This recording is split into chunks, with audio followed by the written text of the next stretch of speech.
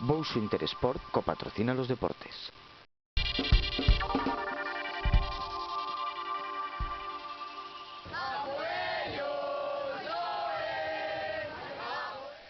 Ourense es ahora mismo el centro neurálgico del baloncesto mundial, con la celebración del triangular que enfrentará a las selecciones de España, Argentina y Lituania.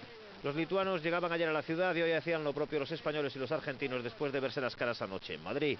La selección española llegaba con retraso al Hotel San Martín y era recibida por un grupo de aficionados deseosos de cazar el autógrafo de los jugadores, especialmente de Gasol y Calderón.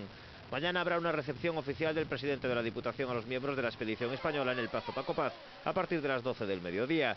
Por la tarde a las 8 comenzará el primer encuentro que enfrentará a España y Lituania, un partido para el que apenas quedan entradas.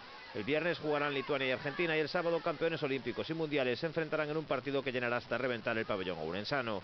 Desde la organización han recomendado a los aficionados que utilicen el transporte público a través de sus autobuses 12 y 16 y que no lleven bolsas o mochilas.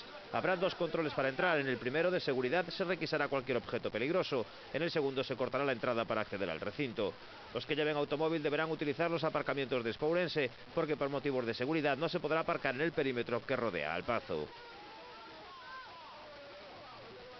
Con motivo de la celebración de este torneo, la Facultad de Ciencias Empresariales y Turismo del campus de Ourense realizará un estudio para evaluar en términos económicos el impacto que va a tener este evento deportivo enmarcado en la gira de Ñemanía. Esta información será recogida en un trabajo que permitirá profundizar en la importancia de la celebración de eventos de este tipo en el Ayuntamiento ourensano y en la provincia.